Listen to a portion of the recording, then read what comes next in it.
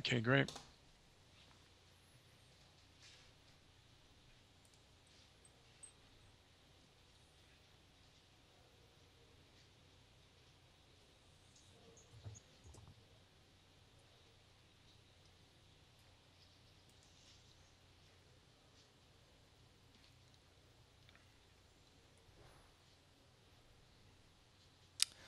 Better late than never. This is Big TV here. We're sitting down with a few guests today, and we're gonna bring in a third now. We had some power outage problems here, so I'm sorry about that. But I want to thank both Chris and Ed for being so kind to stay on here. Good morning, both Chris and Ed. Good morning, Ferry. How are you? Ed, how are you? I'm fine. I'm fine, mate. Yeah, no, it's. Is it Friday already? Feels like it. I think so. Yeah. So you can introduce the topic you wanted to talk about today, Ed, if you want. Yeah, well, we on Friday we talked. I kind of want to build some institutions here, if you like. Friday, learning the lessons from the week, and then on the Monday is okay. We've learned those lessons. Is how do we apply it within a continuum? What is the week going to present? What we're looking forward to doing during the week in terms of the markets, in terms of big TV or fill or kill, some of the concepts we want to cover it on the show. But also begs the question, how does one start the week? How do you start a day? How do you start when you've been like Chris? When you've been out of the market for a little bit and you come back from a break, what type of things do you do to get yourself back into a rhythm, back into understanding? How do you shape your day, your week, your if you like, your new career? It could be anything. How do you go about doing that and imply that, maybe using some analysis or whatever, but apply that to how we trade as a Yeah. consequence? And a good way to start the week would maybe be to get on Harry from Live Squawk and a little bit of improvising here, and I think we can get him on. Yeah, that'll Uh, be perfect because that frames get so we can think at all times as what's coming up in the week yeah. and how we apply that, etc., And I etc. think we have Harry here. Let me just see if I can I can improvise it here. Good morning, Harry. Can you hear us? Well, I don't know if I can hear him here. Uh, that is. Do you have audio issues, Harry? Yeah, he might have a mic issue here, so I guess we can continue on. Let's see if I can get him on while we talk. But last week was kind of a little bit of a doozy here, and how did you see the end here? You were talking a little bit with Chris before, Ed. Yeah, I was talking. Well, we're talking about as Chris has got great capacity to go deep very very quickly on you. Which is cool. He's that's and he professes not to be a deep thinker or intellectual, and these smart college kids, he claims they're much brighter than him, but there are very few sharper people out there than Chris. And what he was talking about went straight into some of the topics we've talked about that he's actually caught while he's been out. Like confirmation bias back a couple of weeks ago or so, and there's paralysis analysis, and we dealt with an issue about optimism bias last week, and how you deal with some of the issues, how we're naturally optimistic about our future and good. Otherwise, we'd be walking around depressed all the time. But also how that may or may not work well from a trading perspective and how you factor that in. And I think the conclusion we came to, or the conclusion I was trying to draw from, there's a good video by that lady on TED, is that you need to be aware of your biases. In other words, if you're aware, then you can do something about them. It's not wrong to be. Paul Tudor Jones says, write every loss off. He writes every loss off, assumes that every position he's got when he walks in the morning is wrong, and therefore he can adjust accordingly. Whenever I take a trade, I write it off at the beginning, so it's not going to be, I'm not going to be changing my mind halfway through because I'm losing money or whatever. But by the same token, you can be positive in what you do. You need to be positive about what you do. So it's being aware. and making sure, going back to Chris's pre-show point, that doesn't throw you. You are a finely tuned athlete who knows the type of issues you're going to face. You're aware of those issues, so you can act accordingly. And that's You just know how to respond. You just respond correctly, day in, day out, and sometimes you win and sometimes you lose. And if you're the Yankees, I guess, or say Boston, I don't know who wins the World Series recently, but if you're that team, you did something right. If you didn't win or you got to the championship or whatever, and okay, you got to adjust your game, because this is the money Olympics every single day. And I find it, you know, talking to a lot of traders over the years, that most people don't take it as seriously as they should.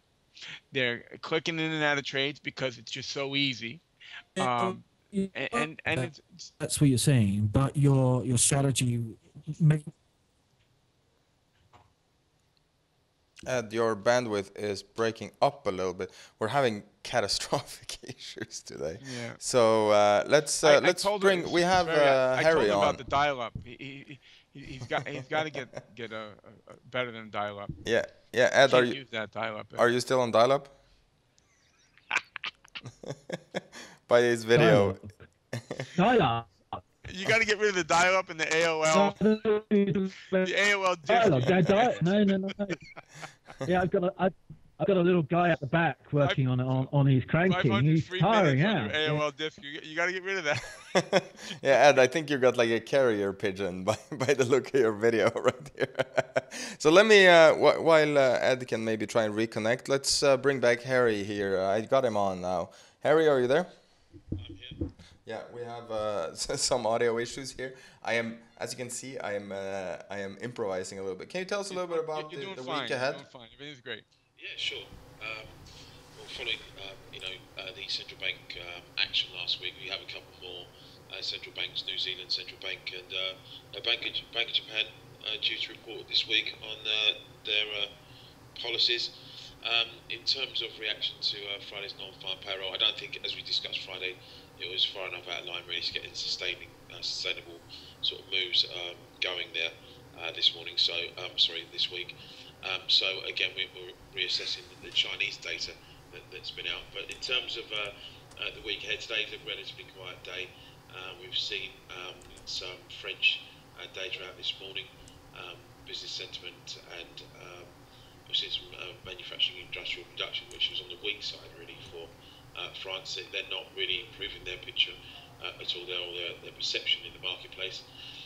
Looking down the week's events really, tomorrow we'll have some more German data, trade balance and labour cost data, to see if the domestic demand is able to maintain at a pace really that would stop a lot of this finger pointing at Germany about being an unbalanced economy and too export led of an economy. So it's going to be quite interesting on that front.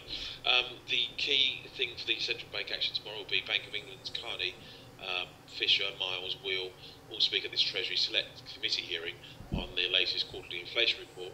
But as importantly, and it's been featured in a couple of the weekend press, you're going to hear from them about the FX investigation and the fact that they've had to suspend a Bank of England staff member last week after investigations into what the bank knew or didn't know about FX fixing back in 2006. So that in itself will be quite interesting. Supply this week is not overly heavy, but I think we come out with the likes of the Dutch tomorrow with some 3-year paper. Ireland comes to market this week as well with some debt for the first time in a regular sort of auction that we've seen for a number of years. So some interesting dynamics there from a supply point of view. Eurozone bond issuance this week is estimated around 16 billion. That's slightly off from last week's 18.2 billion in terms of flow last week. So again, I think that you've got the Dutch 3-year paper tomorrow, some linker paper from Germany.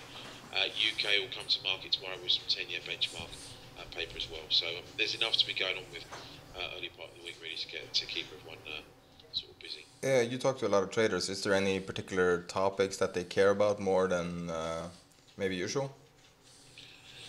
I mean, Ukraine's still in the background, but it's in the background at the moment, and it's really just to see how that plays out on the bigger picture. The threat of violence has been has receded for the time being. We'll see how that goes. I think, as I've said, emerging market-wise, China's the one that makes the markets move as much as anything else, more than anything else in terms of the spillover after the Asia session, what happens here. Again, that data out over the weekend, I think people are brushing off for the time being on the anomaly of when Lunar New Year came. So they're giving them the benefit of the doubt. If we get another month worth of data like that, then I think people will start to worry a bit more about what's happening over in China. And we're seeing some euro strength as well this morning. Can you tell us a little bit about euro that? Strength. No, euro. But you had Neuer this morning talking down the euro. We're trading about flat right now. Euro sterling strength we've seen, and we saw some stops triggered really above the figure that pushed up euro sterling in that sense. Against the euro strength, what I call it euro strength. I just think that you've had, I think, dynamics in play at the start of a week that's pushing it around more than anything else. Again, I think Neuer's comments, if anything, have been to try and push the euro down, but that's the French. No, I think it's a misreading. Actually, it's a misreading in my terminal. Sorry, it's a start of the week thing. But anything you're going to be watching, particularly this week, now that NFP is gone? It seems kind of quiet on the both Ukraine and NFP. It's not a great deal. I think this week, so you take the data. Retail sales out the US will be interesting, as always, really, to see where the US populace is, US economy is on that front. Obviously, the weekly jobless data. There's nothing that maybe I'm not seeing it. But there's nothing that stands out in my mind that we got the testimony. We've still got to hear from the two prospective central bankers, Brainard and Fisher, because their testimony was postponed. The nomination hearing was postponed due to the bad weather. So, I mean, that will be interesting to hear what Brainard and Fisher have to say and where they sit in the Dove-Hawk sort of spectrum, really. So that comes up this week, and it'll be interesting, as I said, from that perspective. And we'll set out where they are. So there's that. But yeah, no, in terms of, I'm trying to think of anything. You've got loads of ECB speakers throughout the course of the week as well. Again, you've got supply out of the States as well, which would be worthy of a look. We've had some, just to see really how much demand there is still out for paper in general, bond paper in general. Just. But I guess we can say that it's going to be a fairly sort of quiet week in terms of pre-announced plans. And we had a little bit of a hiccup here with Ed and his bandwidth and his back. But I want to thank you so much, Harry, for taking time to talk to us. That's right. And we always hear your voice here from the LiveSquawk feed. So if you want to sign up, it's livesquawk.com/bigtv. But thank you so much, Harry. Talk to you tomorrow. Cheers. Cheers. Bye. So that's. I think you're back, Ed. Are you? I think so. I don't. The carrier pigeon understand. is back. Sorry. Are you still here, Chris? We lost your video at one point. I'm here, and I'll put my video back on. I didn't turn it off. Well, it keeps turning itself off. Yeah. So, Ed, what do you take from this? It seems like kind of a quiet week ahead in terms of pre-announced stuff. Yeah, but it's the same as last week. I can hear my voice back on me. Yeah. Yeah, that's going to freak me out. Let me call back then, because I can't talk if I'm going to hear. Oh, that's better. It seems to have gone. It's a bit like last week. A lot of the things that are going on, you've got a certain number of events that could give some information about, say, for example, last week, the US economy, non-farm payrolls coming out showing it's a continuum. You know, the economy is getting better, but the big thing that's sitting underneath for the whole of last week is Ukraine and the geopolitical risk and to what extent that's having an effect. And for that reason, when it's a bit like the taper issue that we've talked about before for the last year, you know, as the economy gets stronger, there'll be an inclination to taper, and that will put a limit on the upside on the market. Taper will, but as the economy gets stronger, that's obviously going to cause the market to go higher, other things being equal. And the same with Ukraine, is to what extent the market there is an appetite for risk out there, but that's been held back by geopolitical risk. So as soon as a few Russians turn up on the border, people get a bit jittery, things go back down. Putin comes out and says things are okay, or doesn't say I'm going to bomb whoever, then people sigh of relief, the market goes up. But it's actually interesting. One of the issues I want to talk about this week is about game theory, and one of the new theories on the block, it's information-centric theory, is about some of these concepts of people taking in information, but that not being enough information for it really to trigger a sustained move. And what we're seeing here is we're seeing unsustained moves left, right, and center. Some days you'll see markets like Euro Yen go bananas, and other times, but they come back, 2 or 3 days later. And that is where I think the market is. Going back to Chris's trade about feeding the euro dollar break, and lo and behold, it breaks to new highs, takes out stops, and it comes back. And it's that type of market that we're in, where there are very, very few moves that are being sustained.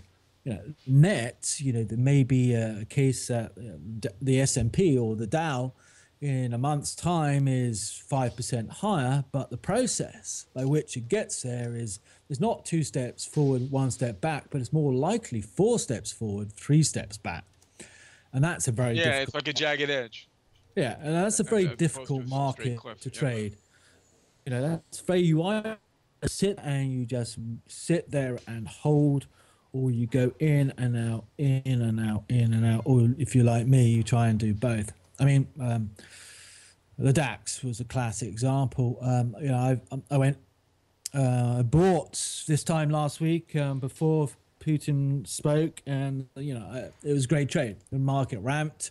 I started getting out 95. The figure 95.40 went higher than I thought it would on that push. Kept some going with calls, and what does it do? It's a week later. It's below the previous low. It stopped me out.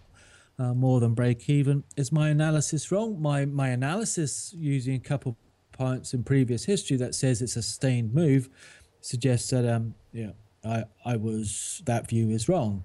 Is it wrong that the DAX is still a major bullish configuration and it should be buying dips? No, it's not. It just means that I need to be a bit savvy about it. I've got calls, so they will help me stay in it. I'm looking to buy. One of my rules is on a swing trade like that, I don't go back in the same day. Unless I can find compelling reasons why I should go back in, and I always have to write, it's my own personal rule, I have to write those reasons down. It's not like I think it's going back up, I should buy it. So I need to write it down and then put reasons for breaking my rule. It's a silly, childish rule I have about how I trade, but it's part of my discipline. And so I can't go back into the DAX cash today unless I can find compelling reasons or sufficient reasons, and I don't have them. So I can't justify buying the cash again, although I'd be inclined to. That's one story, one part of the continuum. I think the DAX, I can't share my screen at the moment, but I think the DAX is shaping up like a triangle, which is bullish, but it's going to do more of the same. So I think that's kind of setting the context for the week, more of the same. And so which means there'll be plenty of opportunities. What do you think about that, Chris? Yeah, I have to tell you, I'm not really much of a strategist like Ed. I come to the market more like let's say a surfer. I just come down to the beach and see what the ocean is doing, and if there's waves that are doing this, I'm going to surf like that. If there's waves that are doing this kind of style, I'm going to do that. And if the ocean's flat, I'm gonna bail or just sit on my board. That's so how do you come? You've been off, been down to Argentina. We're talking about some of the wines you've been drinking or not drinking. How have you been? How do you approach the market when you've had a break and you come back in? Do you read a lot of stuff? Do you just pick up one market and focus on that until you slowly but surely come round, if you like, get all the information you need? How do you do that? Well, yeah, that's what I do. I start with my trusted sources that I read, my blogs, and then there's obviously the 3 or 4 big news agencies out there, AFT, Bloomberg, and that kind of stuff, and Yahoo Finance, Google Finance, um, and that's where I start on the news side. Then of course I have my finely tuned Twitter stream, and I've got multiple informational um, uh, columns set up there. So I feel that after, and my whole trading style is a waiting game. So it works for me to just be able to read a lot and really bring myself up to what's going on. For example, with this Ukraine stuff, I kind of know. First of all, I lived in that very city for 3 summers, so I know the area and I know the place very well. I know a lot of Ukraine personally, so when I watch a news event like that, I have some sort of input that I could say, hey, listen, I have some experience here, and I kind of know on the ground. When people say it's mostly Russian, it's just not. It's 58% mostly. I don't know. The other 42% might not. They'll be like, what? 2 weeks ago we were all Ukrainian. Now all of a sudden we're mostly Russian. So. Yeah. Did you see the stories on the weekend about people, Russians? No, in fact, it was the Ukrainians. People from Kiev were coming down to Crimea. I guess because they wanna flood they wanna stuff the referendum. So they wanted to come down and allegedly pretend to be Crimeans, and then be able to vote for Ukraine rather than Russia. And people who were pro-Russian were trying to stop them. Did you see all that? That's a bit weird. Yeah. No, I've watched. Believe it or not, I've read a lot about it, and I think that's all gamesmanship, and I think most of that doesn't really, of course it can, look, yeah, you and Sverry want to talk, and I'm the only guy in the room with a gun. All right, I'll talk to you guys. What do you got to say? Oh, really? Yeah, okay. Oh, that's a good idea. Okay, yeah, all right. No, okay. Thanks for your input, and then we're gonna do what I want. But do you need to know all that stuff to trade the euro dollar? Does that matter to? No, from my style, no, absolutely not. Now, again, I've just started. I shouldn't say just started, but over the last year, I've been trading what for me is large amounts. Prior to this, I had a $250,000 account, and I'm just trading everything I can handle, no problem. So in the last year, I've started trading much larger amounts of money, and so I have to be cognizant of that. For me, and when I say much larger, not relatively. Relatively to me, yes, but to other people, it's probably small potatoes. So I imagine people that are trading really big amounts of money, they need to have a different strategy. If 100 lots is your entry, I'm going to take an entry position on 100 lots. You're in a different stratosphere. So I gear most of everything that I do is geared around being a small trader and being able to take advantage of the errors that the big guys make. And I'm constantly, my whole focus is just constantly looking for them to put the market off balance. And when there's enough of an off balance that I feel, okay, it's 60% off balance, 70% off balance, 80%. Okay, this is an 80% trade. I'm gonna take it, and then I'll latch into that trade like a pit bull. So euros fade the other day, and then it broke up again another 10 pips. If you think I'm bailing, you're wrong. I'm adding, and I'm adding asymmetrically because that's a trade I'm waiting for. I actually know exactly what I'm doing in that trade, like a surfer. I'm not, oh my God, it's a 30-foot wave. No, I'm like, tow me out. I want to get into that thing. That's an interesting point you made, because again, that's like another break and coming. You're changing your position size. I mean, that's a really big issue, and we talked about, how you and me privately talked about how you do that, because I've done that both ways. Gone up from, I remember walking in and being given a limit that just made me fall off my chair, and I just thought, how am I going to handle that? And within a few days, almost, it was like, I'd never done anything different. And it's just, you just get used to that. There's a great Paul Tudor Jones quote, actually. After a while, this is Paul Tudor Jones speaking. I can't do the accent. After a while, size means nothing. Gets back to whether you're making 100% rate of return on 10,000 or $100 million. It doesn't make any difference. Right, and that gets back to the fundamentals, and that gets back to what you practice. And I'm not sure what our audience is here, or what your audience is. I should say, I'm a guest, but if there's a sprinkling of middle level traders to beginners, you really want to just get good. You just want to practice, and practice with a small size so that you're not feeling overwhelmed. And believe me, if you can do it with, let's say one full lot, and you break that down into entries of 1, 3, and 6, and that's your one full lot, because that's that's the size ratio I use for my entries, and I plan my entries in 3 bullets, and so I'm not adding to a losing trade. I'm already planned that my full size is going to be, let's say, one full lot. So I've entered in a 10, a 30, and a 6, and that's how I enter. And sometimes the market's moved against me, and I'm adding into what appears to be a losing trade, and sometimes I'm adding to, man, this thing's breaking down great. The next time it pulls back, I'm adding. So there's a lot of that. I look to sprint to break even, because I love just letting those things ride and then forgetting about them. And just so since you jumped position size, have you changed your strategy at all in any shape or form? No, I just had to get used to, like, being down $5,000 in a matter of moment. It was just yeah.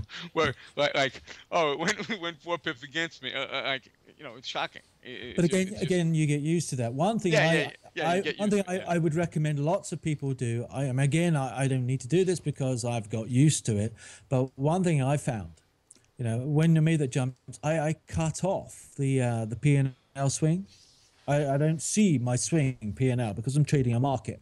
Yes, I am. My methodology, my risk return, my whole approach to trading is driven by my anticipated profit and loss stream and how I'm going to deal with that. But once I've taken the trade, I don't need to know that I'm up or down certain amounts.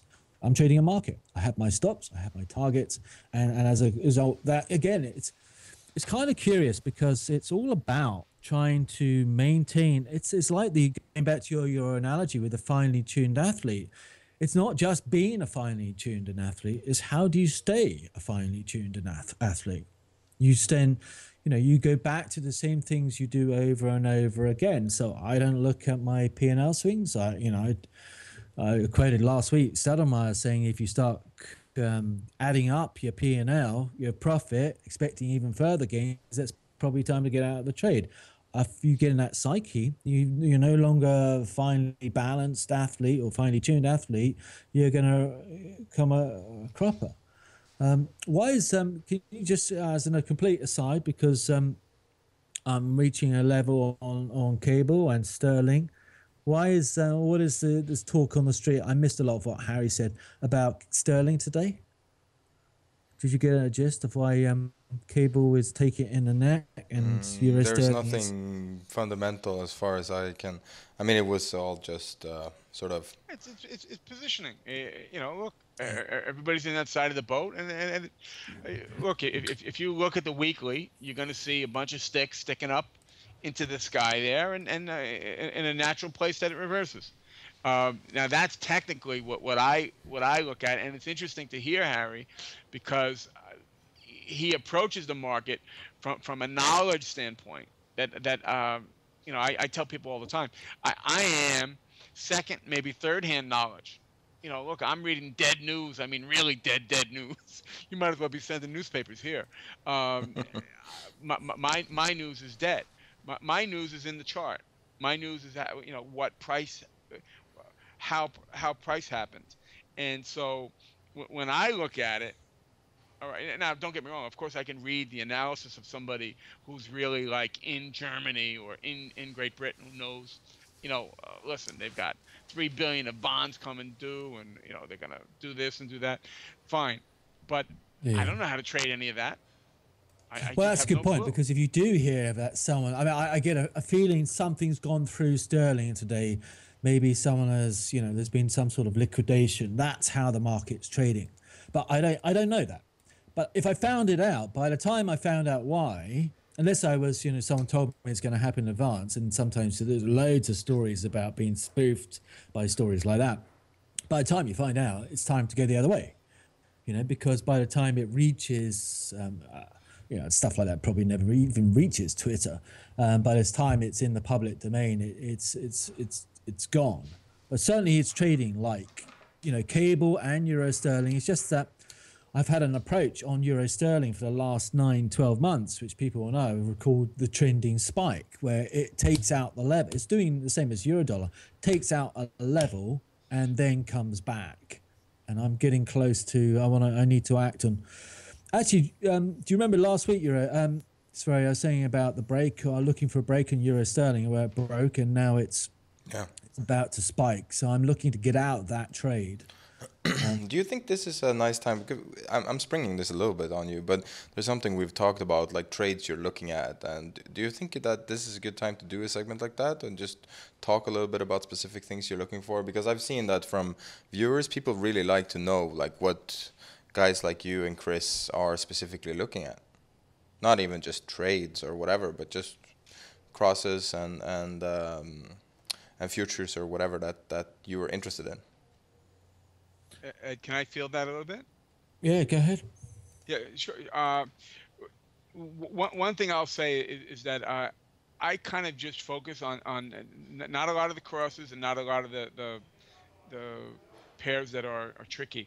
I really live and eat and breathe the AUD, the CAD, the GBP, and the euro and the yen. That's it. And my real, the one I love to trade because it's the most challenging, is the GBP. And I'm looking at the weekly there, and I'm saying, man, this thing is a rocket ship, and wouldn't it be great if you put something that everybody could probably identify with, Fibonacci on there, and you see this thing retrace back down into 164. There's a nice little retrace trade here, and what I like about that is that you can, in this kind of setup, you can just keep selling those tops. Yeah. And every time it makes a new top, just sell. Not a new top. Every time it gets back into that top range, you sell it, because there's a bull market here and nobody wants to let it go. So, but it's the end. I shouldn't say it's the end. I don't know it's the end. And believe me, I was wrong for a couple times on the GBP. But here's the beauty of my system. I don't care if I'm wrong. All right, I've got I got to take 100 trades a month or whatever. I got to be right 50% of the time. There's a big jump that one does from being, when you're starting off as a trader. A lot of people, and you see it all the time, have a compelling desire to be right. And on the basis that if you're right, then you'll trade right and you'll make lots of money. So that is their foundation. But in actual fact, that shouldn't be their foundation. Obviously, you want to be right. But it's when you lose the desire, the need to be right as a trader, that's when you can start making money, because your ego goes out the door. It's a process. I'm going to be wrong some of the time. So what? Yeah. It's important that if I have the right risk management strategy on an edge that is proven, an edge, by that I mean an approach that is proven to be right over time, then I'll just keep going, plugging away. Trading's boring. Plugging away, and I'll make money over time. And that's, so you don't need to be right.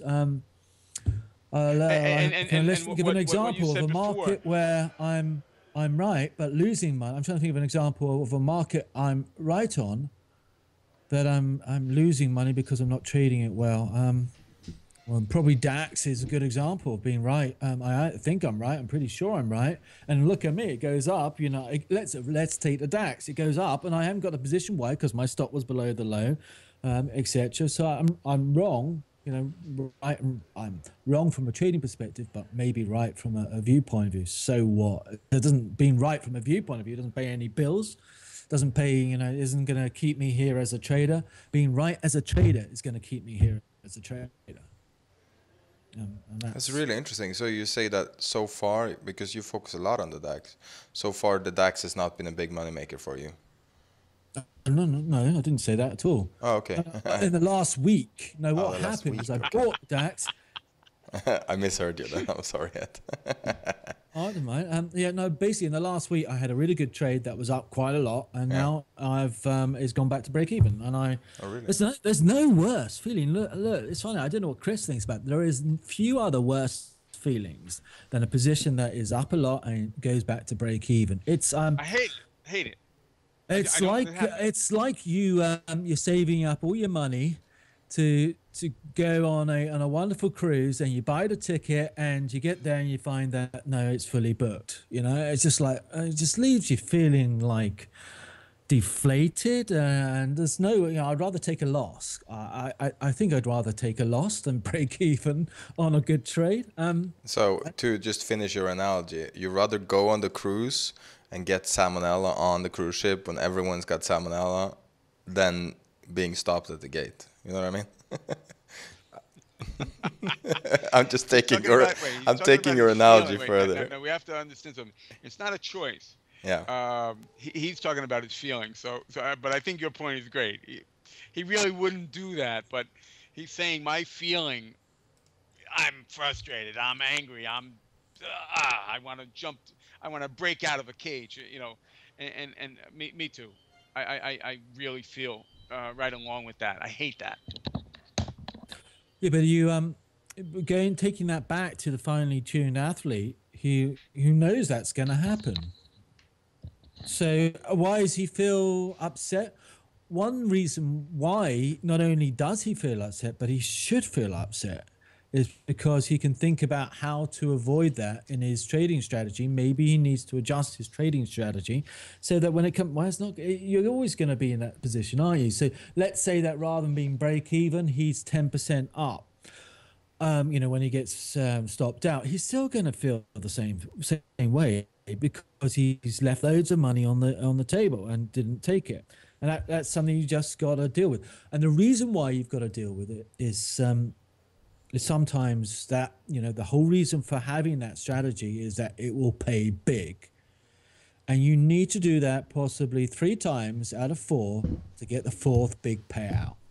Yep. And that's, going back to all those famous the money people we know about, the Paul Tudor Jones, the Jesse Livermores, we know about them because they maintained the same strategy because they were looking to get it big. And that's why we know about them, not because they were nickel and diming, but because, Jesse Livermore, 1929 crash, Paul Tudor Jones, 1987, very similar actually market setups, but that's beside the point.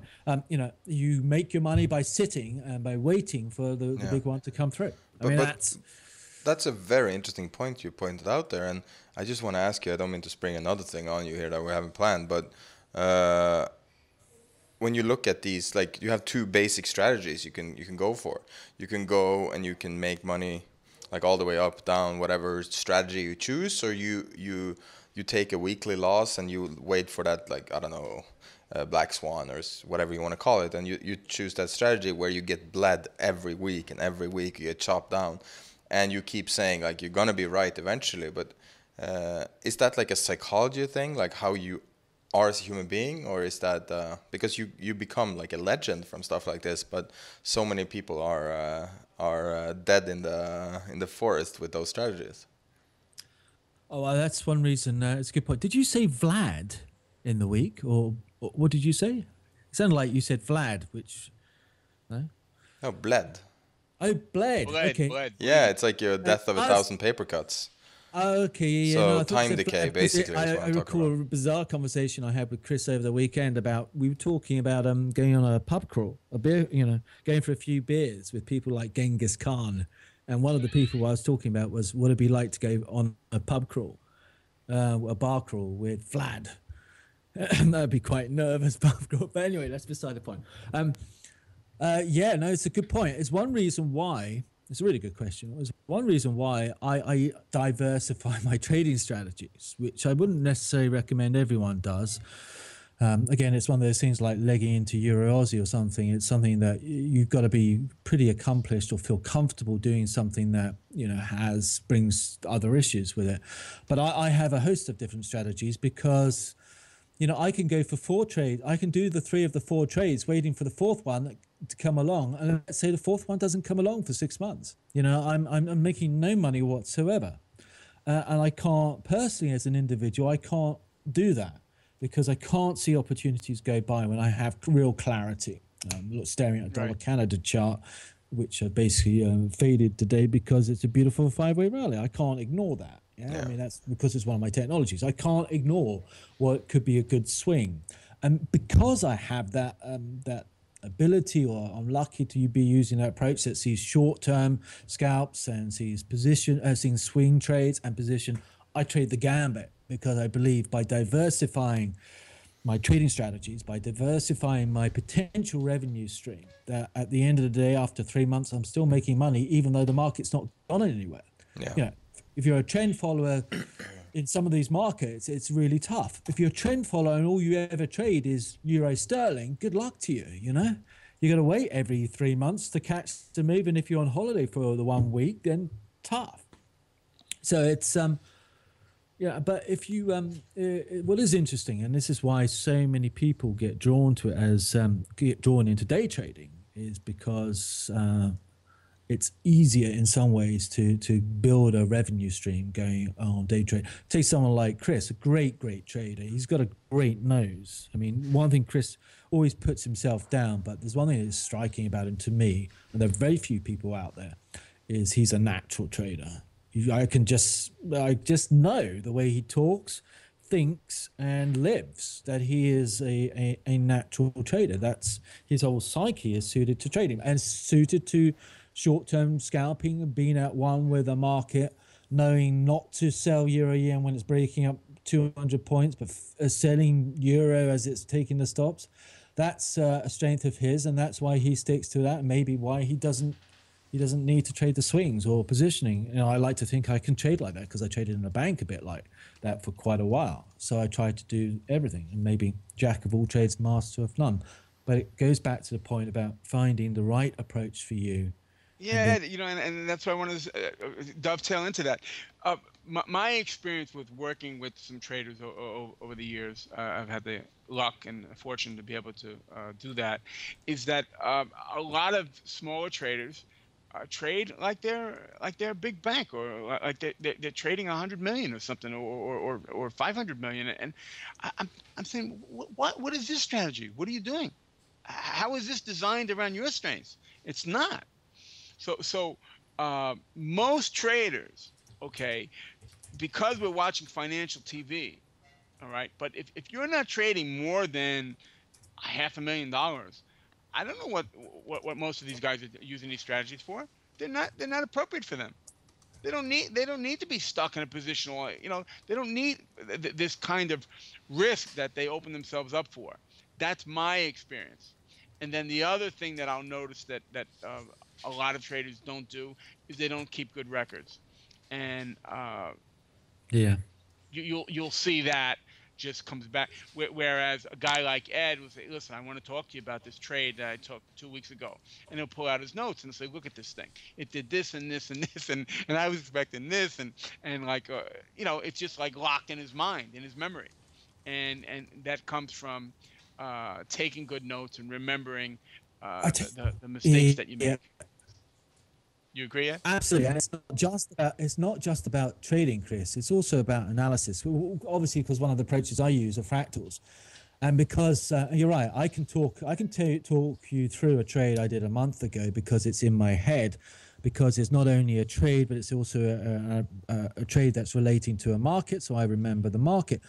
But what I will do, and this is why it's so beautiful about keeping records, is, you know, people say, how did you find that analogy, that fractal, like going back 2 years? I'll tell you why. I didn't remember the chart. I remember the trade. I remember being here I remember so much being here on the German DAX today, because the same thing happened to me. What was it? It's 5 months ago. Yeah, I know. So what do? I go and look at the chart, but then go and look at my trading notes, and I look at how I traded it. And I traded it just as badly then as I did today. And you know, so I'm going to learn a lesson. I do it another time, I might actually twig that, you know, okay, I'll tell you one thing. The reason why people ask, well, if you think it's going to new highs, then why do you take your profit early? Because I've done it before in August or September or whenever it was, because I did it 3 months before. The reason why I use this strategy is because I've done this trade before over and over again. And I'm not going to lose money on it. I want to make some big money on it if I can. And that's why using records isn't just, you know, Ed, some of the biggest money I've made, just touching on that, has been quarter positions that I let run. So I took half off, then I took the other quarter off, and then the thing ran 500, 600, 700 pips. I'm like, look at this. Wow. I made more money there than I did on the other stuff, but you know what? I controlled my risk all the way through. But how do you do? Do you use a moving stop, or do you just let the stop stay? I actually just watch levels that I see, and I start. Ed knows this. I start with the weekly, and I work down from the weekly to the daily, and then the 240. Yeah. Those are my mainstays, and I'm just a chart kind of trader. Yeah. And I'm a chart trader that's aware of it, very aware of the environment. But do you like a trailing stop? I mean, if you it's such a comfortable position when you're in the money so deep. And can you be more cavalier with risk? I'll use a trailing stop when there's something like the Euro JPY breakout from a few months ago. Of course, I'm just going to let that run. I see what's happening. It's the end of the year. It's going. I was wrong. I was short. Now I reverse myself. Why? Because I'm a surfer. The waves are going this way. Now they're going that way. I gotta go. That's it. I'm not. I don't have any. Oh my God, my analysis. I'm not married to it. I don't care about any of it. So now something that's going to run like that. Of course, I'm going to just put a trailing stop on it and let it go. And even with that, I mean, trailing stops on that thing, you could have 7,500 pip retracers that are just like blips, you know. So it's interesting because it's, you know, one person's approach is going to be different to another's, and it's a question of finding the right approach for you for the right market. There's I tell you one thing. There's on my plan. It's going to be a very busy day, but one thing I'm going to do is step out and, you know, I don't know if you know Dale. I'm sure you do actually. I know Chris. You know Dale. FX Street LAR. He's got Dale's a great guy. Yeah, I know Dale. He does videos and stuff. And, he's one of the he's a commentator, teacher. Yeah, he's one of the unsung heroes out there because. And it's funny because, you know, talking about market heroes, he's got the market wizard, the wizard of wizards on today, Jack Schwager. He's is that how you pronounce his name? Schwager, I think. But he's interviewing him today in the LAR. So if is he around? Yeah, I think I have him here. It's a little bit of a manual setup here, but are you there, Dale? You have a big get today. I'm gonna say I'm very impressed by you. You have the guy who wrote the book that everyone, that almost every trader reads, Jack Schwager, or the books. Yeah, well, don't give up on your dream, Spear, because he's looking for new market wizards. I think that's part of the reason of him coming out a little bit to the public and the Twitter sphere called funseeder.com. So I'm looking forward to talking to Jack. Tell Eddie that I'll ask him the question that he requested, and I really love doing this, Spear. I mean, You do it, I do it. Don't we both learn a lot from the people that we talk to? Yeah, and what kind of questions are you asking? Because he is a fairly successful trader in his own right, and you never get to hear his story. Is that what you want to showcase, or do you want to talk a little bit about what he learned, or what's your approach? Well, my approach is always starting at the beginning, though at times I do it near the end of the interview.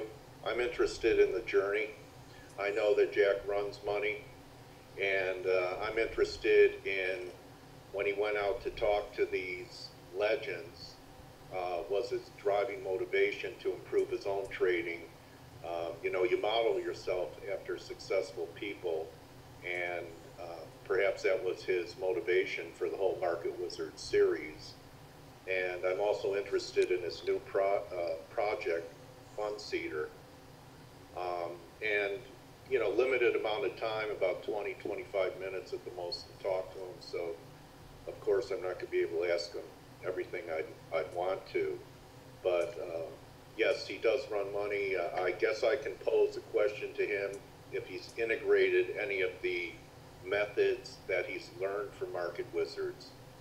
And just looking forward to meeting him.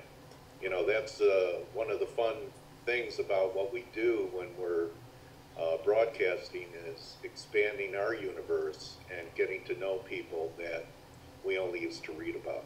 Yeah, and where can people hear this interview here? Is it on still on fxstreet.com? Yes, FX Street in LAR. I've tweeted the link. It's out there, and it starts at 10:25 Eastern Time. That's great. I'm definitely going to be tuning in. I mean, us who deal in broadcasting, we have ironically very little time to listen to other people. But this one is one I really want to hear. And I know Ed asked you. It'll be recorded. I record all our interviews, Spear. So it'll be archived. If you miss it live, it'll be there at your convenience. So I know Ed asked if you could ask him a question who wowed him the most. Let's say who's... Yes. Yeah, tell Ed I wrote it down so I won't forget. It's part of the interview. That's great. I can see him smiling here on the camera. Well, I'm sure it's going to be putting him on the spot because, it's kind of like, who's your favorite kid, right? So, yeah. The diplomatic answer is they were all great, but I'll see what I could do to pin him down to see if I impressed him, as Ed asked, with the most presence. That's great, Dale. And I can't wait. I'm sorry, we have a little bit of a technical issue, so it's a one-way conversation with our two other people on the line here. Do you have any questions you want me to ask Dale? No. I just want to say thanks, and it's been a great show. I want to thank you on behalf of Chris and Ed and myself. And I'm sure it's going to be great what you're doing. And one thing I wonder is, like, what surprised him the most in terms of what strategies worked. I don't remember his name, but it's a trader who consistently trades against any market and can only make money trading against trends. So if you want to write down another question, what strategy that worked? Ed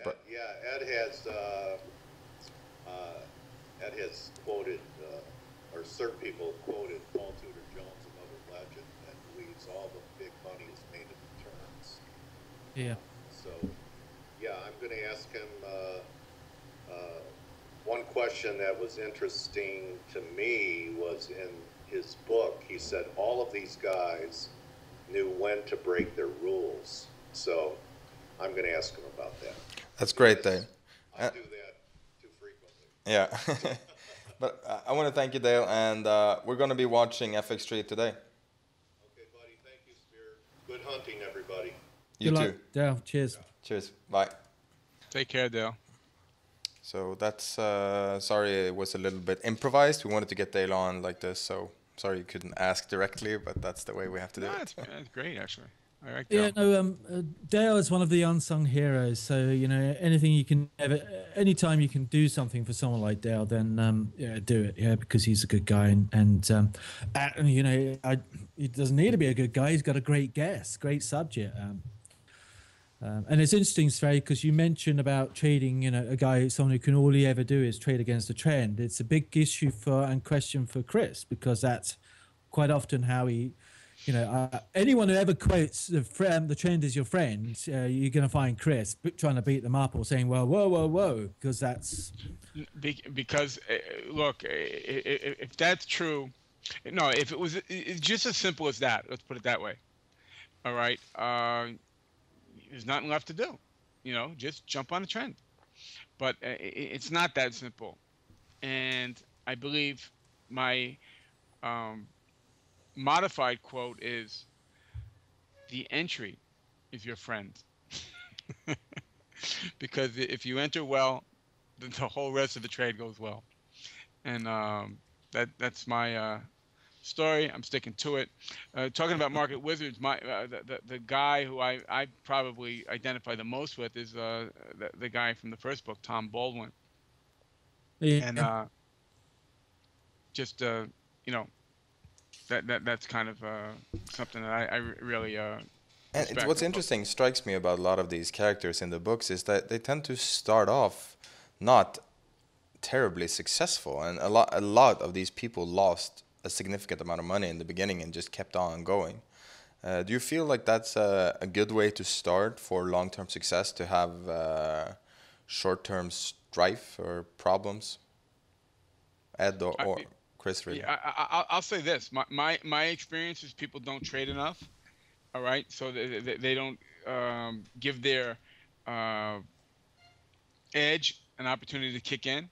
All right, so you have to trade enough for that edge to for the numbers to work in your advantage. That's number one. Number two, people don't practice enough. Listen, blow up $5,000. Do it. Just go blow it up. Play. Stop trying. And people overcomplicate it and make put all this stuff on the charts. They send me charts. I look at these things. And I can't believe it. I'm like, I can't even see the price. Where's the price? So blow up $1,000, then blow up another 3,000. But take trades. Yeah. And I'm not saying blow it all up on one trade. I'm saying trade appropriately. Like with $1,000 in a small enough account, you could trade. You could get 500 trades in. That's what you got to be doing. That's what you should be doing. If you trade 100 trades, you're going to be good. If you trade 500 trades, you're going to be better. You trade 1,000 trades, you're going to be better. Still better if you're going to trade 10,000 trades. You're going to be really, really intuitive, and be able to know what's happening. That's essentially because markets don't. Essentially, the parameters of trading, the whole approach to trading doesn't change if you're trading really 1 minute to 1 year.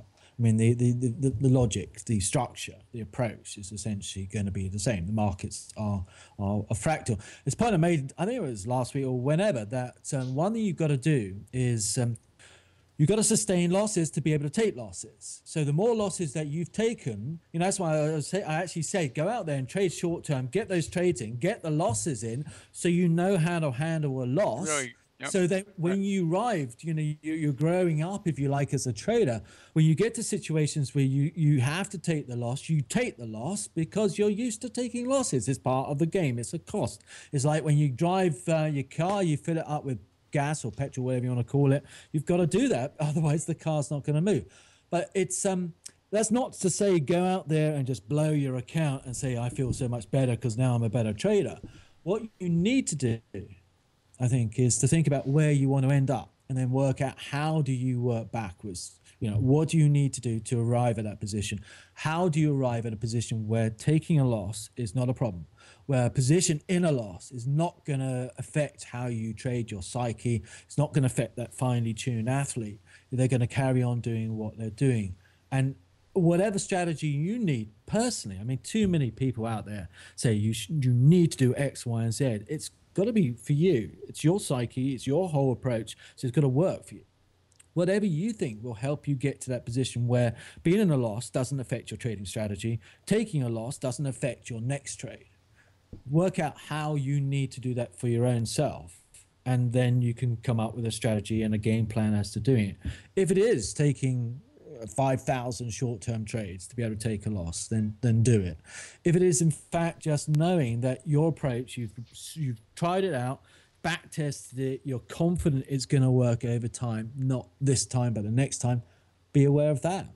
You know, it's all about horses for courses again. It's knowing how to trade yourself. Yeah, it's not trading a market. That's a great. I've never heard anyone make that point before. Take losses early.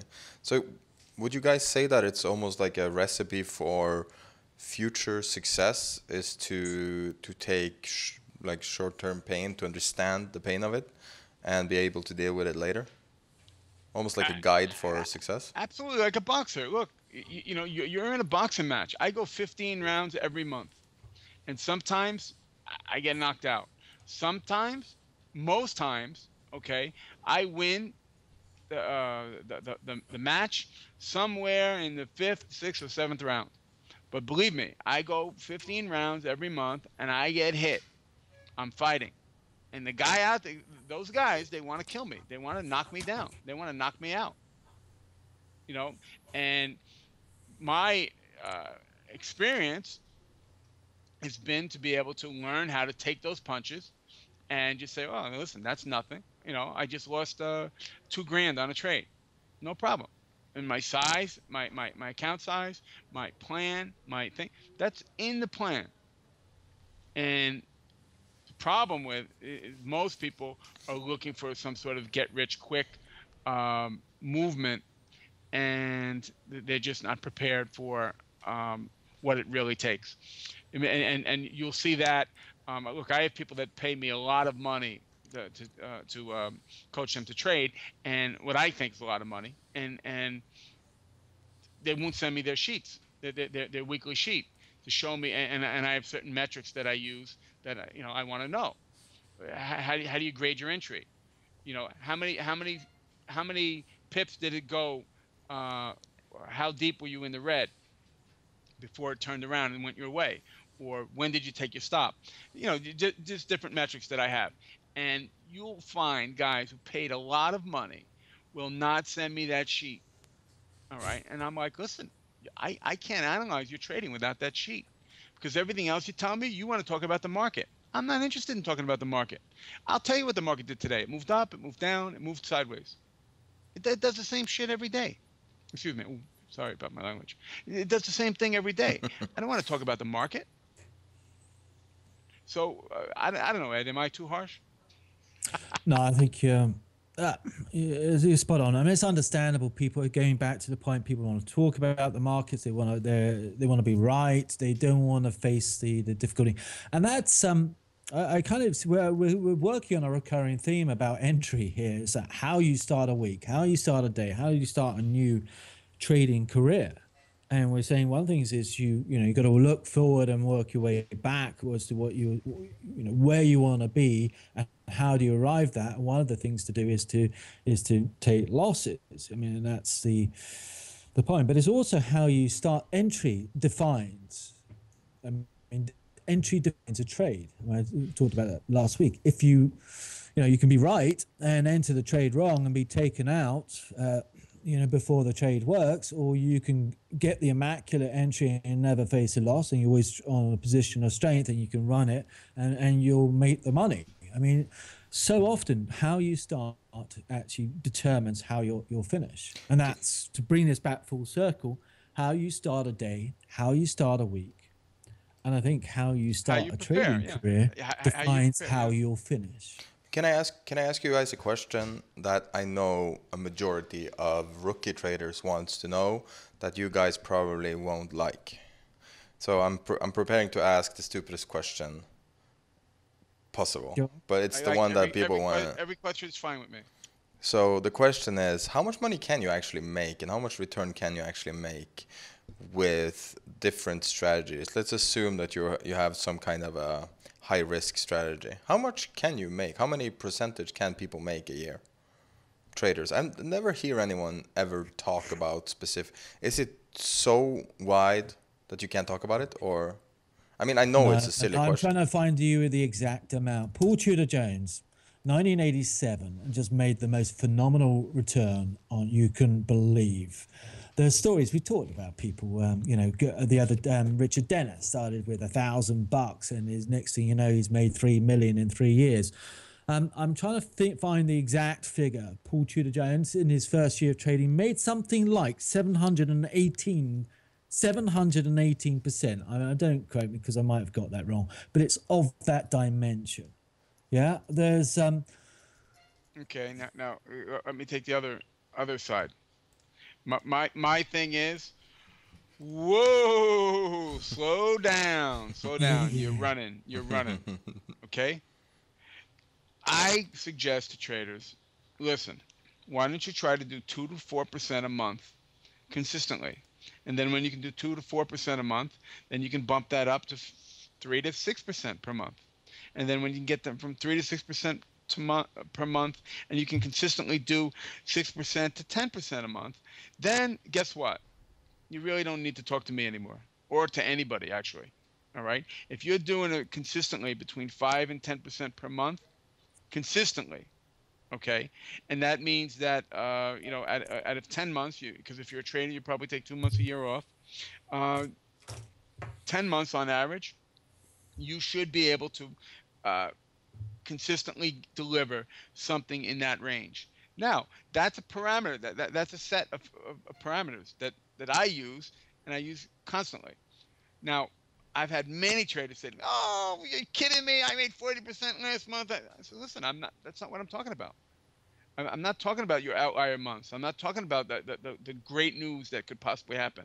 What I'm saying is, if you're going to approach this like a business, and you're going to say, look, I'm a bagel maker, okay, of course, somebody's going to come in and say, listen, I want the steak on the bagel, and that's your big winner, okay? He wants to buy a steak on a bagel. But in general, everybody says, I'm going to the bagel shop, and I want the plain bagel. And that's going to be your 3 to 5% per month. If you can do that consistently for 2 or 3 years, I think you're well on your way to a good career. Now, Ed, kill me. Tell me I'm wrong, baby. You're not at all. No, I mean, you need carrots, going back to the optimism point. You need things to work for. You need a dream. You don't always need one, but it helps to have a dream of what you want to achieve and where you want to be. That keeps you going, keeps your motivation, makes you work harder because that's what you want. But trading is a slow and hopefully boring process. I say boring in the terms of the process, the discipline, etc., the mechanics of doing the trading itself. And it's a long slog. All these people, Paul Tudor Jones, Richard Dennis, yeah, they made their money. They made serious amounts of money quite relatively quickly. They made it, though, through a series of boring processes. Yeah, and they probably did. They went from the 5% to 10% and whatever. They did it slowly but surely. One issue, one place I would take issue with Chris, he said they wouldn't need to talk to him. Like to Paul Tudor Jones, speak to other traders. Richard Dennis, I speak to Chris. He speaks to me. Other people speak to each other. No, I meant that. I meant that like, man, if you're delivering 10% a month, 5 and 10% per month, you don't need consistently, coaching. Yeah, you're doing fine. That's what I meant. I wasn't yeah, saying. I know. I just wanted to make sure that people that was where you were coming from, because I think it's helped. Trading is an incredibly solitary business, and therefore it's like any athlete. It's like Mo Farah. You know how many, and the Bradley Wiggins of this world. I mean, maybe that's a bad example because they often cycled together, but it's a very lonely pursuit. Yeah. It's a lot of hard work, and people see the glory moments when they're surrounded by people and their family, etc., and say, well, that's a cool lifestyle, I want that. Okay, well, run 90% of the time on your own, like it's or I'd actually recommend people run. I think best when I go on my runs, but it's quite solitary. It's quite hard work. And then if you can have someone come running with you occasionally, that's cool, that's nice. It's good for a trader to speak to other traders. It's good to get feedback on what's going on, or even talk about issues. It makes you think. Chris has thanked me on a few occasions for coming up with some ideas about his trading. But in actual fact, what he doesn't realize and never realized is that one reason why I do this is it makes me think about what I'm doing and focus on what I'm doing and should be doing, rather than getting distracted by, say, the Canada today. What the heck are you trading dollar Canada for? Why am I doing that? I need to be focusing on what I should be doing and not getting distracted. So having mentors, having frameworks are important for us all to operate in. So So this is It's very you were alluding to something, and a lot of traders ask me, "Hey, look, I've got 25 grand. Can I make 5 grand a month trading?" And I'm just like, listen, absolutely not. You're not. You're spreading yourself thin. Okay, well, I can borrow another 10 grand. Listen, dude, you're putting so much pressure on yourself. You're not going to operate at your peak performance unless you've been really, really trained and like you've been trading for 10 years and somebody gives you 50 grand. Yeah, sure. I'm sure you can make a living with 50 grand if you've been trading for 10 years. All right. But you got to understand that's 1% of the 1%. 99% of the people are not going to make a living with 25 grand. They're not going to make a living trading with 50 grand. And that might not be the best news for everybody to hear, but you're talking to somebody who's dealt with a lot of traders in the last 5 years. Yeah. A lot of, and that's just the truth. But I just think that it's such a relevant question that I've never heard asked and never heard answered. And I think you guys did an excellent job answering it. It's there's a big gamut. You can be supernaturally good as Paul Tudor Jones. Likely you won't be. And you can be the best runner in the world like Mo Farah, but likely you won't be. So you should probably choose to not aim for the 145% a year. Just to put in perspective here, if you run a superb hedge funds is a different business, of course. You have a superb hedge fund has a risk-adjusted return of about 20% a year. So, to get to that level, adjusted for risk, is incredibly hard. Well, do you want to explain? Some people won't know what you mean by risk-adjusted return. That's going to confuse. So I get it's when you take. It's when you take. Hedge funds is hard to talk about, but so you have a bunch of embedded risk in, let's say, for stocks. So you have this implied volatility in. Within a year. So let's say that you're up 40% a year, but the average volatility each year is about 40%. So you have a very high risk investment strategy. Even though you're up, when you're down, you're going to be crushed. So if you run a hedge fund, for instance, you generally look at something called the Sharpe ratio, which is just a calculation based on your volatility. So if you have a Sharpe ratio of, let's say, 2, meaning that the likelihood of losing money is very, very low. So when you say risk adjusted, you have both a high Sharpe ratio and a fairly, let's say, above zero return, which is very, very good. So the fact is the people who invest in hedge funds have zero risk tolerance.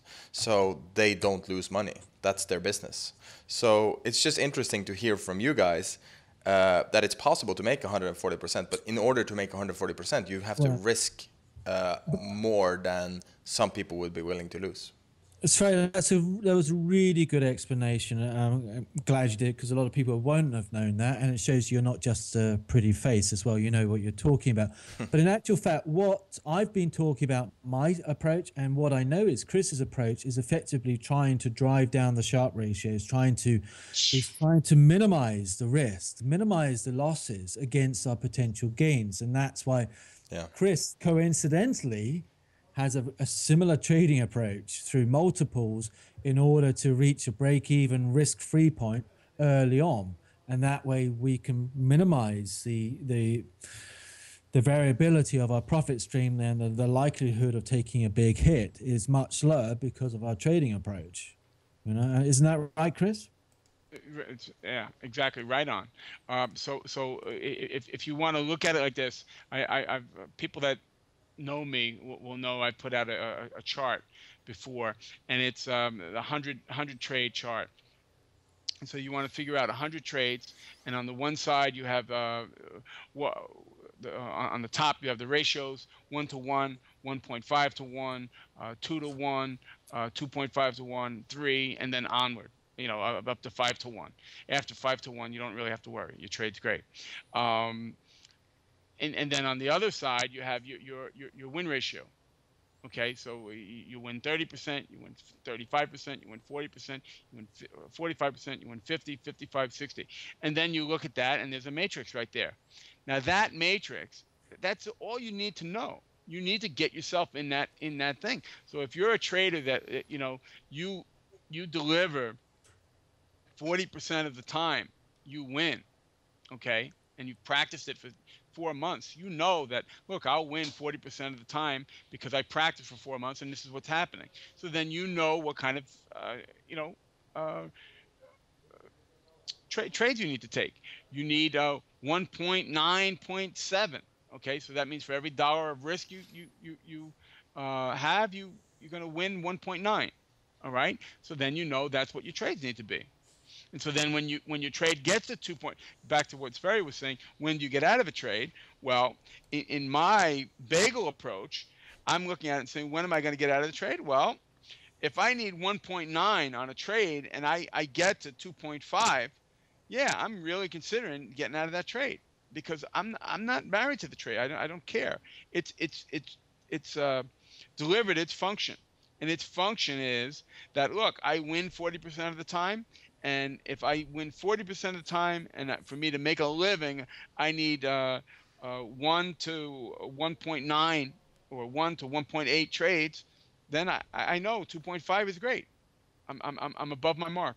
Yeah, and I think that's really, it's kind of a beautiful sentiment. It's what me and Ed talk about daily. It's about the system. It's about a systematic approach. It's about taking this seriously as a business. So the people who watch us, you alluded to it before, the people who watch us tend to be day traders. You also have quite a few fund managers and people like this. So we have people on the sort of the higher levels of buy side and these things. And it's interesting that some like people have the view of day traders having sort of an unsophisticated approach, and there's a lot of gambling. But it seems to me that the level of knowledge and skill has grown exponentially in the last 10, 15, 20 years, from just being sort of the mom and pop traders to having a very specific system like you guys have. Yeah, and Ed is much more trend oriented, yeah. and just I mean, he just knows what the market's going to do much more than I do. I'm just, like I said, I show up with a surfboard and look at what the waves are doing. So I mean, don't get me wrong. But you both have a professional approach. I'm aware of the general weather of the market. So yeah. So I'm not a klutz. The ECB's meeting today and I don't know about it. Of course, I know the general weather, but in general, that's what I'm doing. Yeah. But that's, I think. And I've learned a ton from Ed, and I think it starts with education, and on the low side, and I think on the high side, if you got some hedge fund managers or some fund managers, and they want to freshen up their thinking, Ed's a good place to start, because I've learned a ton from him.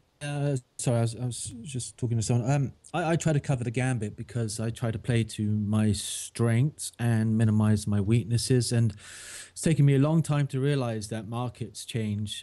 My approach needs to change with the market. Sometimes the market, I'm going to do better in a short-term market by doing quite a few day trades. I'm going to do better by holding a position. And then so I'm do not just swing trades, but position as well. I mean, I've got some long-term positions running, towards emerging markets and things. I rarely punt them. Short-term, I position in them, so like the South African rand. So it's the gambit, and that's how I look at markets. Sometimes it means taking going short-term just to, not just to make a return, as to diversify my revenue stream, but it's also to, we talked about last week, is being involved sometimes gives you a feel for what the market's doing. And as Sverre's put up Jesse Livermore about, it's almost like, he calls it a billiard player. You get to know you're positioning ahead. I'm looking. Yeah, What's a yeah, good I like that example? analogy. That's Euro sterling. I mean, just knocked out a video before we went on about what I'm looking on Euro sterling. That all this price action is exactly what I'm looking for on Euro sterling for a really big move. But don't expect the really big move for quite a while. Just expect people to be stopped out day in, day out. What's the big level? Stop them out. You can't hold a position. No one can hold a position. That will be the time to hold the position. And that's about playing forward, anticipating, being aware of what a market may or may not do. Can I shift the conversation a little bit? Have you been looking at the U.S. 10-year at all? Yeah, of course. Yeah, it's a very, very And, important market. and it looks pretty weak, the chart. Okay, the weekly in my eye. What And the notes or the and what I noticed is that not yet, but the gold weekly is lagging it, but it could set up the same way and roll over. As I'm looking at the weekly, so it look, because here's what I'm thinking: if this chart takes a dive, that means rates went up. Correct? Correct. Okay, and if rates go up, what is that going to do to gold? Yeah, they're all you're quite right. I mean, it's a big jump. It's a big jump. I agree entirely with you. I think there's an underlying theme throughout these markets going step by step by step by step, and that gold will eventually go much higher again on the back, and that'll be associated with an inflationary environment that will see yields, the 10-year go up, now the yields go up, and obviously the notes go down. And then you'll see that associated, I think you'll see it will be a risk on environment with stock markets going higher and inflationary growth. And you'll see markets like dollar, yen, Nikkei, all part of the same package, all part of the process. But they're moving step by step, Chris. The problem with gold is too many people have been buried in gold. There's a post-bubble, I've talked about this at great lengths. It's a post-bubble market where it can't sustain itself because no one wants to hold the position because everyone who held a position before got buried. And that's why it doesn't do it. It doesn't go tomorrow. It's the same type of approach on Euro sterling. You can trade it. You can trade it, 1380. I still think we're going to 1380 gold, and it gets there and it'll come back down. And one day, and it'll probably even squeak new lows. One day it will go when everyone has given up on it. But it's not today because people still have. When I look at the 10-year here, it looks like it's going to test 118, 120. So when I think about that, I think that interest rates are going to, excuse me, future expectations of interest rates are going to start to affect gold. And I just see the other, like if you see that little two sets of domes there on the weekly and the 10-year, you're going to see this other side of this gold weekly chart start to roll over, and then I think it's going to get through 1200.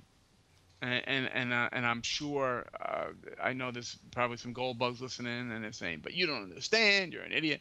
Well, I'm not a great gold trader, but I do have an idea that if interest rates rise, if there's a real, right now, gold is being held up by the fact that people don't believe that interest rates are really going to rise, that the Bernanke, the Yellen Fed is going to allow interest rates to rise because they can't afford it. We'll see. The 10-year looks ugly. Yeah, and I agree. I think there's a couple of things. One is it's supported by the Bund as well. And there's a lot of other markets. It was part of the intermarket analysis thing we did earlier about all markets are coming together. And I think that will be also a dollar inflationary, a strong dollar situation as well. So that might lead to some counterintuitive moves. But people have had that view. The problem, again, this is a good thing about the notes, is people have had the view that US interest rates have been too low for too long. For a long time, and they've tried selling the bonds, selling the notes, and it's not worked. And they're very shy of of going in again and holding, and a lot of people are giving up the ghost. And this is, I think, the last chance for people to give up, really, because I think this is the time to start thinking about some of these the interest rate plays personally. And then the 10-year looks like it's a lock to test 120. So that's just by my eye. So anyway, guys, I actually I have to rock and roll. Yeah. I got a construction crew outside that I got to go direct a little bit. But no, I want to thank you so much, Chris, and everyone should follow you on Twitter. Your Twitter handle is Brazil61, and it's below in the lower third there. And I think we're about 1 hour 25 minutes here, so there was a lot of great conversations here. So I want to thank you so much for sitting down with us. Thanks for having me on, and Ed, thanks to you, for inviting me, and B, for always being a good friend to bounce trade ideas off. So thanks so much. No, you're welcome, Chris. It's mutual, and don't tell people too much that you're really a builder and less of a trader. That you're too much of a drinker and not an eater. No, actually, I'm all traded, but right now I need a new office, so I'm out there whipping them. Thanks so much. And is there going to be a recording of this or like a YouTube thing? Yeah, it's out immediately. Ed, send me that link. Yes, you will get it. I'd like to check it out. Okay, guys, thanks so much. And, thank you. If you need me, just holler. Okay, cheers. Okay, thanks. Bye. Yeah, cheers, Chris. Bye. So I guess this, what do you think is a good time to, should we end on the Livermore quote? I don't know if I... Well, now Chris is gone, yeah, you can show a picture of him in his former life, yeah? What is his former life? No, I was just joking.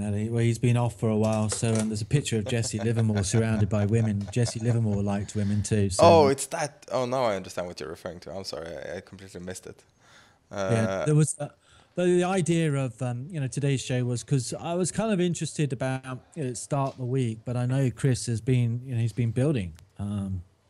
He's been out of the market. He's been down to Argentina, so I wanted to grab him and find out how he gets himself back into a market at the start of a new period, and therefore it's germane to how you start a week, how you, and the entry point is so important, and also that you need to take a break. That occasionally, the weekend is, for me, it's a good time to take stock of what's going on, not just in that, but other things as well. You need to break away from the market. Yeah. And just a good quote about Jesse Livermore saying just that, and there's a picture of him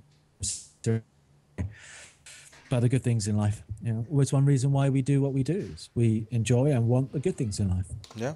I think that's a great sentiment to end a great show. I mean, we had some technical issues. You had carrier pigeon style internet video here. I had a power outage, and I had a Wi-Fi outage, and I had everything outage here. So I'm suspicious, but there you go. Yeah, no, I think it was just a little Occam's razor. Had a little bit of a fun meeting this morning, so we're gonna improve a lot of stuff here. And but anyway, for the people who tune in every day, I want to thank you, and we're gonna continue on with the stream. But I think this is the end of Fill or Kill. Follow Ed on Twitter.